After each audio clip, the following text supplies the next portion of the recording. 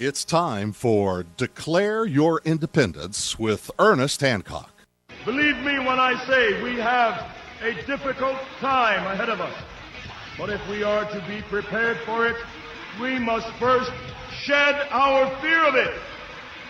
I stand here without fear because I remember that I am here not because of the path that lies before me, but because of the path that lies behind me. I remember that for 100 years we have fought these machines. And after a century of war, I remember that which matters most. We are still here! Tonight, let us make them remember we are not afraid!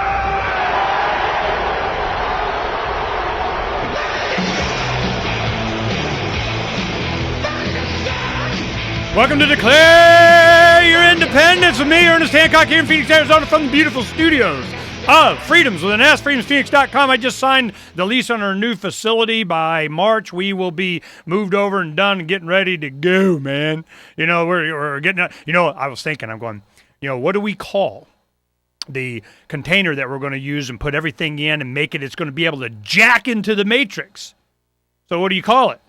Call it Neba. As in Nebuchadnezzar, the hovercraft from Matrix. We're just going to have some fun with this thing. And we're already talking about that. We'll get it taken care of. We'll keep you informed on how we're doing this, and we're going to be able to go mobile. And this is one of the reasons why. Okay. News is, let's go ahead and take a look at this. Congressman John Shadegg named Goldwater Institute Senior Fellow.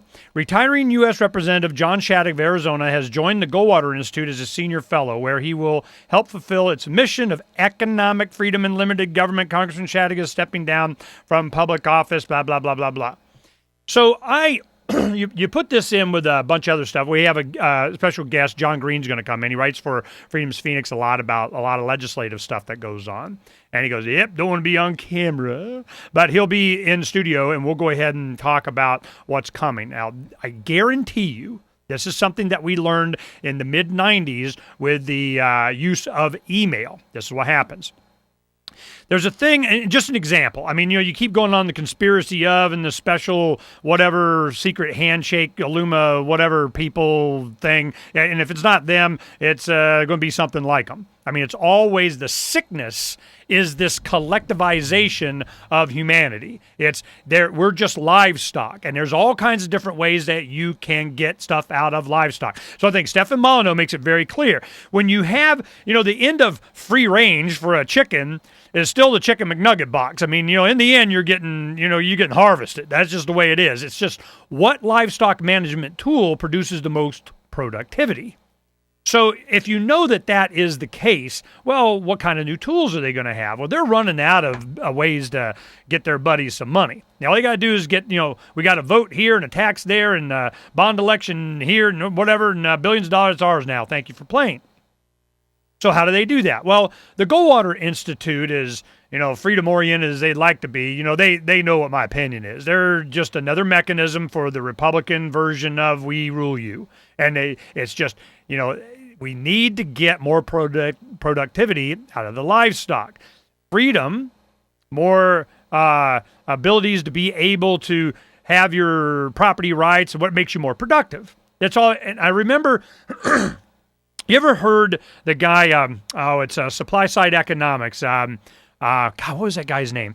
The Curve, what's his name, Curve? I'll get it in a little bit when John comes in. But he was a speaker, and he worked in the Reagan administration. He was the one that was making the argument. He's going, if you have 0% taxes, well, you have zero revenue to the government. If you have 100% taxes, you got zero revenue for the government because nobody does anything. So there is a maximum use that you can get out of the livestock if you get the right tax structure, in there to where you're not killing innovation. You want to get it going. You want to keep hands off the internet right up until, it's time to put hands on. Well, they go, all right, well, we have this curve that he's a Goldwater function that we went to and were reporting on, and Pal and Tiger and I went there, and we trade out advertising for us to go in and we do the story and whatever. And after this one, they didn't love us no more, because this is what it came up with.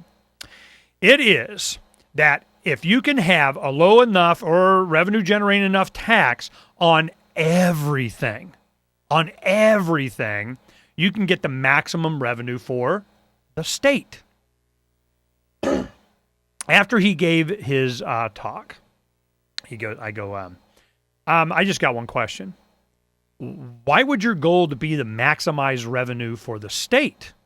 I thought it was, maximize freedom for the individual. I mean, his goal was not more freedom for people, not, our role of life, liberty, property, pursuit of happiness. No. That had nothing to do with it. It was all about how much can you generate for the state.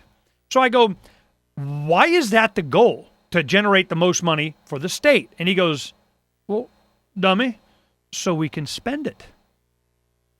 Oh, well, at least he was upfront about it. And I'll get you the name of it here in a little bit, but it's this curve, this mentality. This is all these advocates that have a lot of influence inside state governments, is to maximize freedom for one goal, to maximize revenue for the state.